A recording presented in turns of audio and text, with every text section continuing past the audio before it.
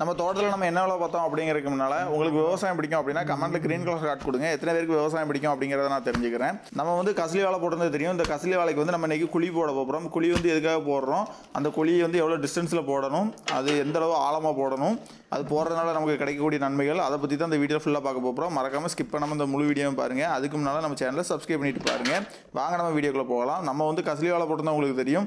இந்த கசலி வாழை வந்து கரெக்டாக குழைச்சிட்டு குலைக்கும் போது நம்ம ஒரு உரம் வைக்க போகிறோம் அப்படின்னு சொல்லி நம்ம வீடியோ போட்டிருந்தோம். அதில் வந்து இப்போ வந்து 70% ஆஃப் வாழை வந்து குழைச்சிட்டு அதனால் நம்ம வந்து இந்த வாழைக்கு அவ்வளோத்துக்குமே நம்ம கம்பு கொடுக்க போகிறோம். அதுக்கு தான் நம்ம முதல்ல நம்ம குழி தோண்ட போகிறோம், அதாவது குழி போட போகிறோம். இந்த குழி போடுறதுக்கு நம்ம ஒரு கம்பு யூஸ் பண்ணுவோம். இதை வந்து முளகம்பு அப்படின்னு சொல்லுவோம். இது வந்து உடக்கம்பு இல்லை அப்படின்னு கேட்டிங்கன்னா சவுக்க கம்பால் செஞ்சதாக இருக்கும். இந்த முளகம்போட ஒரு எஜ்ஜி வந்து எப்படி இருக்கும் அப்படின்னு கேட்டிங்கன்னா நம்ம பென்சிலை சீவி வச்ச மாதிரி இருக்கும்.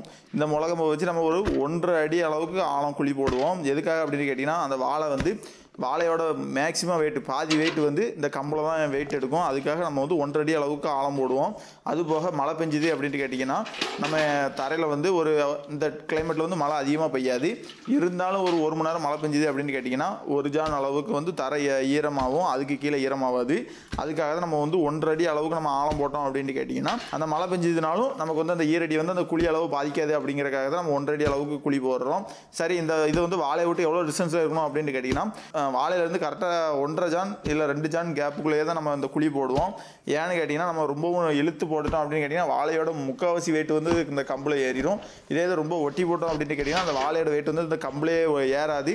அந்த வாழை உழும்போது கம்பு சேர்த்து பொதுக்கும் விழுந்துடும். அதனால் நம்ம என்ன பண்ணணும் அப்படின்னு கேட்டிங்கன்னா வாழையிலேருந்து கரெக்டாக 1.5 ஜானில் இருந்து 2 ஜான் அளவுக்குள்ளேயே நம்ம மேக்ஸிமம் அந்த குழி போடுற மாதிரி பார்த்துக்கிடுவோம். அது சரி, இந்த வாழையில் வந்து இந்த குழியை கரெக்டாக எந்த இடத்துல போடணும் அப்படிங்கிறத டவுட் உங்களுக்கு இருக்கும்.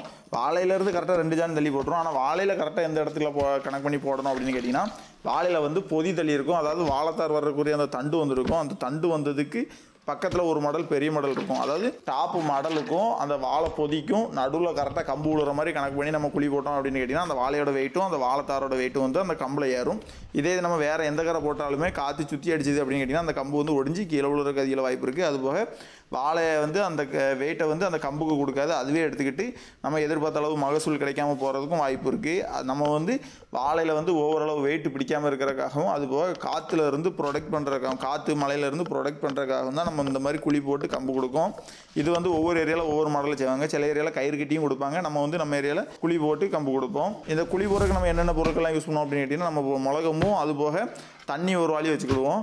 நம்ம ஒவ்வொரு தடவை குழி போடும் போதும் அந்த கம்பை வந்து நல்லா தண்ணி ஊற்றிக்கிட்டோம், அதாவது அந்த கம்பு மேலே வந்து ஒரு 2 கை அளவு தண்ணி ஊற்றிக்கிட்டோம் அப்படின்னு கேட்டிங்கன்னா அந்த கம்பு குழி போடுறதுக்கு ஈஸியாக இருக்கும். ஏன்னு கேட்டிங்கன்னா நம்ம ஏரியா வந்து கரம்பல், இந்த கரம்பலில் வந்து தண்ணி ஊற்றாமல் நம்ம போட்டோம் அப்படின்னு கேட்டிங்கன்னா நம்ம குழி போடுறது வந்து ரொம்ப கஷ்டமாக இருக்கும். அதுபோக தண்ணியை ஊற்றிட்டு நம்ம கம்பில் குழி போடும்போது அது வந்து தரையில் வந்து கிழிச்சிக்கிட்டு உள்ளே போகிறதுக்கு நல்லாயிருக்கும். அதுபோக நம்ம அந்த குழியை விரிக்கிறதுக்கும் சரி அந்த கம்பை வந்து தூக்கி போடுறதுக்கும் சரி நம்ம கையும் போக்காது. அதுபோக கம்பை வந்து தரையிலேருந்து உருகிலுக்கும் ஈஸியாக இருக்கும். அந்த குழி வந்து மேலேருந்து கீழே வரைக்கும் ஒரே அளவுக்கு ஒன்று போல் இருக்கிறதுக்கு வந்து இந்த தண்ணி யூஸ் ஆகும். இந்த தண்ணி போட்டு நம்ம குழி போடுறதுனால நம்ம வந்து அந்த கம்பை வந்து தரையிலேருந்து உருவுறதுக்கும் சரி தூக்கி திரும்ப ரிட்டன் போடுறதுக்கும் ஈஸியாக இருக்கும். இதில் இன்னொரு மெயின் ரீசன் இருக்குது. என்ன அப்படின்னு கேட்டிங்கன்னா இந்த வாழைக்கு நம்ம இந்த மாதிரி குழி போடுறோமே, இந்த குழி போடும்போது ரொம்ப ஜாக்கிரதையாக போடணும். ஏன்னு கேட்டிங்கன்னா இந்த வாழைக்கு பக்கத்தில் வாழைச்சரு இருந்துச்சு அப்படின்னு கேட்டிங்கன்னா அதை வந்து கொஞ்சம் நவுத்தி வச்சுட்டு அதுக்கு நம்ம குழி போட ஆரம்பிக்கணும். ஏன்னு கேட்டிங்கன்னா இந்த முளகம் நம்ம தூக்கி அடிக்கும்போது அந்த சருவில் போட்டு நம்ம காலுக்கே வர்றதுக்கு வாய்ப்பு இருக்குது. அதனால் நம்ம என்ன பண்ணணும் அப்படின்னு கேட்டிங்கன்னா நம்ம 2 காலையுமே கொஞ்சம் அகலமாக விரிச்சு வச்சுட்டு நம்ம குழி போடணும். அது போக சருவு இருந்துச்சு அப்படின்னா வாழைச்சருவை லைட்டாக நவுட்டி வச்சுட்டு தான் நம்ம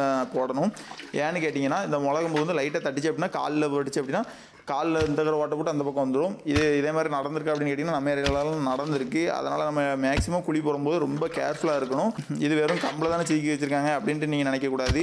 இது வந்து முன்ன வந்து ரொம்ப ஷார்ப்பாக இருக்கும். நம்ம ஒவ்வொரு தடவை குழி போட அந்த மண் வந்து அந்த கம்பை தேய்ச்சி ரொம்ப பாலிஷாக செம ஷார்ப்பாக இருக்கும். அதனால் நம்ம வந்து இதில் குழி போடும்போது ரொம்ப ஜாக்கிரதையாக இருக்கும். அதுபோக இதோட வெயிட் எப்படி பார்த்தாலும் குறைஞ்சது 5 கிலோலேருந்து 7 கிலோ வரைக்கும் இருக்கும். அப்படிங்கும்போது அந்த 7 கிலோ வந்து நம்ம ஃபோர்ஸை தூக்கி எறியும் போது நம்ம காலில் படிச்சுன்னா ஒரு கரையிலேருந்து அடுத்த கரை வர்றதுக்கு அதிக வாய்ப்பு இருக்குது. அதுபோக நம்ம குழி போட போகும்போது ஒவ்வொரு வாழைக்குமே கரெக்டாக மேலே டாப்பில் அந்த மடலுக்கும் அந்த வாழைக்காய் வரக்கூடிய அந்த தண்டுக்கும் நடுவில் கரெக்டாக வர்ற மாதிரி கணக்கு பண்ணி நம்ம குழியை போட்டுகிட்டே இருக்க வேண்டியதான். சரி, அதுபோக நம்ம வந்து கசலி வாழைக்கு வந்து எவ்வளோ வளர்ச்சி இருக்கும் அப்படின்னு கேட்டிங்கன்னா மேக்ஸிமம் 10லேருந்து 13 அடிக்கு மேலே நம்மகிட்ட வாழை கிடையாது. அதாவது நம்ம வாழை வந்து மேக்ஸிமம் கட்டை தான் 10 அடி தான், அதிகபட்சம் நம்மகிட்ட 13 அடி வரைக்கும் வாழை இருக்கும்.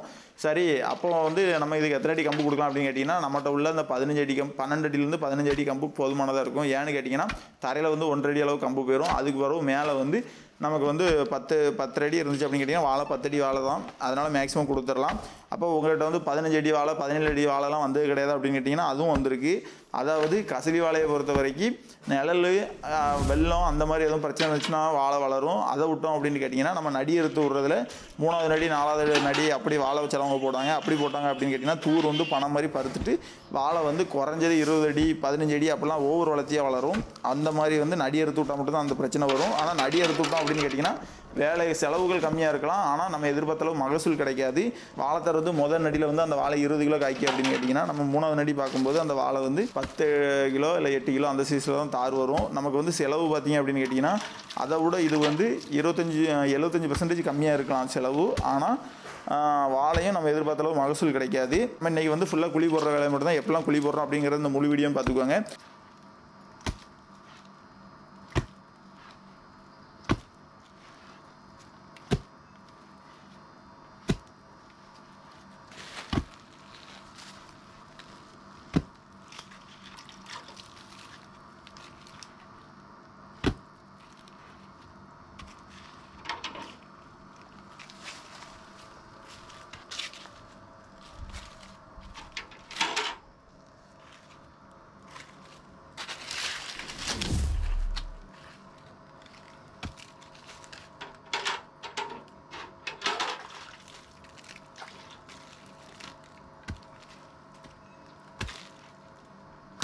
எனக்கு வாழைப்பூ வேணுமே, ஒரு 5 வாழைப்பூ. போகும்போது எடுத்துருவோம்.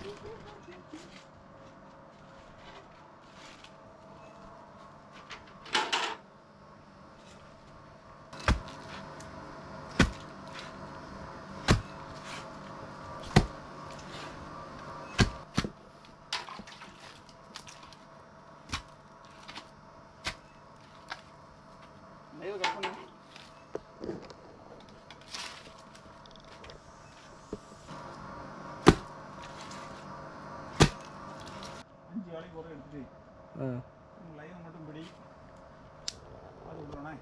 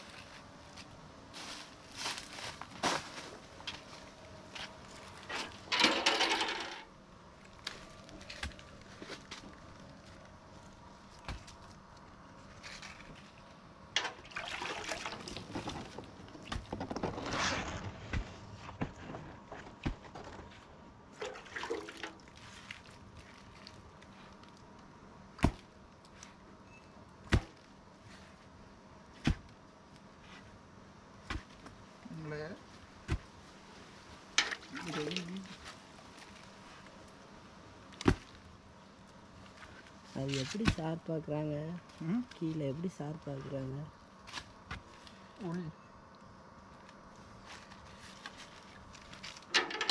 மரம் இலைக்கிறது இருக்கலாம் வச்சு ஒரு கிளச்சி செஞ்சாங்கன்னா அதுக்குள்ள நமக்கு அது மொட்டையே ஆகுது,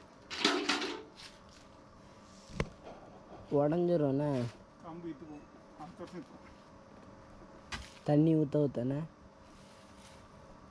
இது போன வருஷம் பச்சையாக இருந்துச்சு.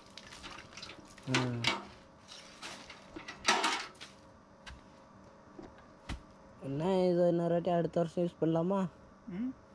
அடுத்த வருஷம் இதை யூஸ் பண்ணலாமா? அப்போ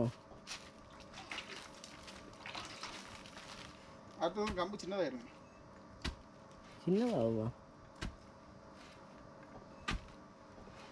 குழி போட போட கம்பு தேவிடலாம்.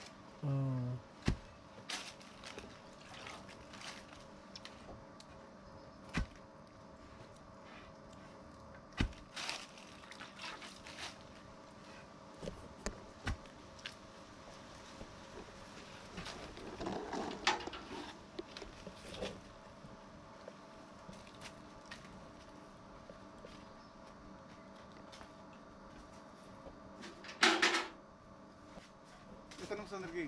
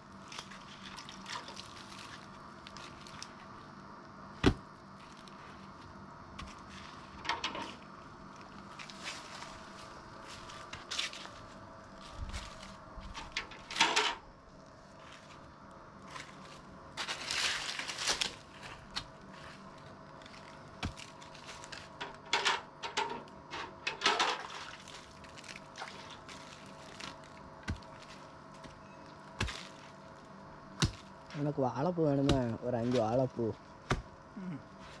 போகும்போது எடுத்துருவோம்.